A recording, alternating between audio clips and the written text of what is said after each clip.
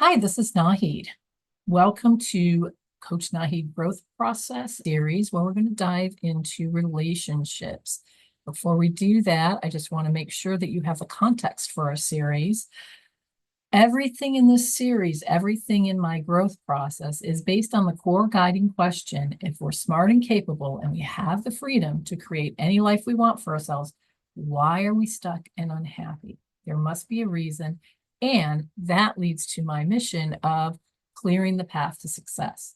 In order to clear the path to success, I really wanted to understand what gets in the way of people's success. And in order to do that, I created an obstacles model, which I've been using for 2 decades now. It's been consistent and it's worked.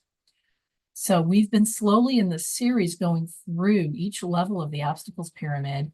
And we've been talking about the obstacles at each level of the pyramid and some of the tools that I've created to help people overcome the obstacles at those levels of the pyramid. Today, we're going to dive into the relationships level of the obstacles pyramid. And the relationships level is all about the people you know and the people that you don't know yet that are going to play a factor in your ability to make changes in your life. So the people you know tend to see you as you are now, and they keep you there. And you don't really know who you don't know yet. And sometimes it can be intimidating to try to build new relationships when you're not really sure how to start. Sometimes it takes effort to build new relationships and change your existing relationships in a way that supports change to a new you. We have so many tools around relationships. And in order to kind of get through them all without getting overwhelming, it's important to divide the relationships category into a couple of subcategories. It's really about, first of all, the dynamics of the relationships that you already have. And then secondly, how do you build and expand your relationships so that you can bring new people into your life that will serve you better than you're being served right now. And it doesn't mean that your current relationships aren't good relationships. It just means that if you need to change, because you're going to change to something different, there are probably people that are involved in that different world that could teach you something about it. However, today for this video, we're going to focus on the first half of this equation, which is the people who are currently close to you, regardless of their desire to support you, are subconsciously invested in keeping you the same. And that can be kind of daunting. Usually when we want to make a change, we automatically expect that the people who are closest to us are the ones who will support us the most. And so we're often struck with disappointment when we start noticing that as we talk about the change we want to make, the people in our lives seem to be trying to support us, but at the same time, they seem to be pulling away from the topic or the conversation.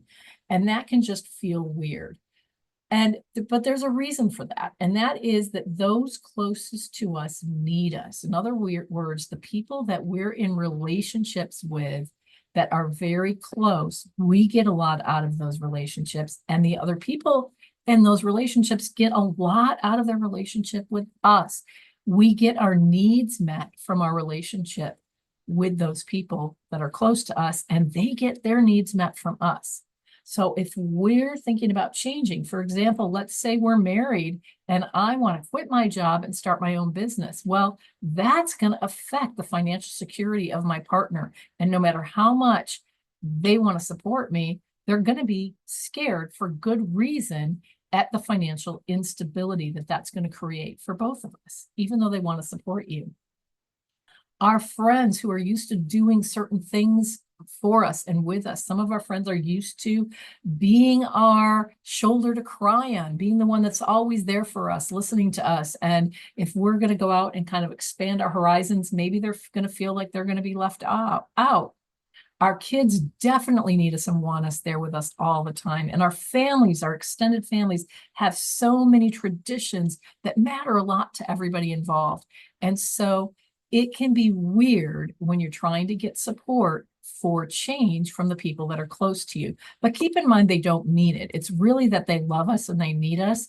And so it's hard for them to see us change because it threatens the dynamics of the relationships that they have with us. Here are some things for you to pay attention to as you think about how much support you're going to get in the relationships that you're close to. So pay attention to when you feel comfortable being authentic, when you feel fully supported, even when you're making choices that aren't the norm for your group. So if you have friends and your friends are all into certain things, but now you're into something new, how do your friends respond? Are your friends supportive of that something new and maybe want to try that with you? Or do they kind of back away from you a little bit? When do you feel that you're trapped in a role with your friends or your circle or your family? When do you feel drained by your relationships? When do you feel obligated or overwhelmed or resentful? When do you feel the anxious need to please or impress? When are you engaged in activities that you wouldn't choose on your own? So you're spending time doing things just because others are doing them and you're part of that group. So these are things to pay attention to because they can help you choose in your circle of friends which of those friends you need to set a few more boundaries with and which ones you can lean on a little bit more when it comes to trying to take some steps to make some changes in your life. Now, one big thing related to relationships and relationship dynamics is that how we interact with people has a huge impact on our success. So it's not even the roles that we're in our relationships, but it's how we come to our relationships and the kinds of dynamics we set up in relationships. I mean, sometimes subconsciously, we're always the pleaser or always the victim or always the driver in our relationships. And so paying attention to the dynamics you have in your relationship can help you make changes.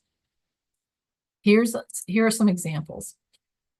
It's important to understand that people offer us opportunities when they like and trust us. So how good are you at building trust and connecting with people?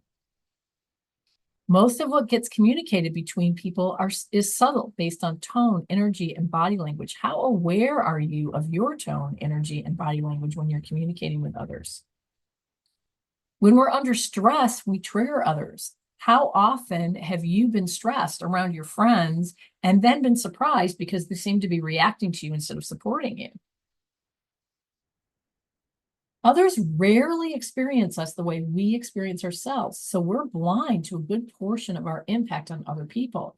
Learning to understand what your impact on other people is can make a huge difference in how you show up in relationships and how you show up in new relationships, the way you interact or set the stage or brand yourself when it comes to building new relationships in your life. Keep in mind that this is a big, big, big topic, but any effort you put into building self-awareness and improving how you interact with others will elevate your success, no matter what type of success you're going for, whether it's personal, whether it's professional. And in fact, I have so many tools that I've created to help people communicate more effectively, interact more effectively, relate to each other more effectively. This is just a sampling. So on the personal and professional side, I have tools related to understanding the dynamics of reaction. I have boundary setting boot camps, classes, videos, workbooks. I have effective networking classes and tools. I have showcase interviewing systems and processes. I have the ability to help you figure out your interactive and social style and how that impacts others. We have trigger logs to help you understand your triggers and understand how your stress impacts your relationships. We have a positive intelligence program that we take people through. We have emotional intelligence that includes positive intelligence, but is kind of on top of that. Enneagram, MBTI assessments, that's the Myers-Briggs. In business and leadership, in addition to all of that, we have videos and classes on giving effective feedback, coaching skills for leaders, classes, listening, asking good questions, that kind of skill development that helps you become an excellent leader, motivating your team, handling team conflict, effective meeting facilitation. A lot of these are trainings that I give in organizations. Getting trust right. This is one of the most popular blogs that I have. Negotiating, effective presenting, 360 assessments and debriefing. All of this is about communicating more effectively. So just to know that anytime you're working on something related to communication, you are touching that obstacles pyramid you are removing some of the things that get in the way of developing powerful and compelling relationships that support you on your journey to whatever change you want to make in your life and at work. Think about it this way: building new awareness around the dynamics in your relationships, trying to find new ways of communicating and managing your interactions, and understanding your own automatic relationship patterns are an ongoing part of any journey to greater success. In other words, if you're going to do coaching, you're going to be working on your relationships and communication as part of that, probably by default, because most of the situations you run into that are challenging will involve other people. The good news about relationships is that relationship work is rewarding in itself. Every little bit you do gives you more reward in any relationship you have. It's just, think about how many interactions you have every day. Some of those interactions really leave you feeling good when they go well. Some of them really leave you feeling bad. And doing just a little bit of relationship work can increase the number of good interactions you have each day and make you feel that much better. That's why it's rewarding in itself. Every bit of effort you put into it increases your potential for success, because relationships have everything to do with success. Now, we have some tools in our online learning center related to relationships. 3 of them are: we have a Giving Effective Feedback workbook, because so many people struggle telling people difficult things. So this works at work when you're giving someone official feedback, but it also works at home when you have to have a difficult conversation. Improving Stressful Relationships, we have a whole video series on YouTube related to it. And Managing Your Boss Tip Booklet. This is a recent addition, and it covers all sorts of situations that are awkward that you can have with your boss and how to navigate your way through them. These are in our online learning center, and you can find our online learning center on the website in the resources section.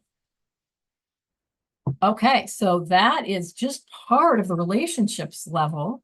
The part that relates to interactions and relationship dynamics with people that are already in our lives.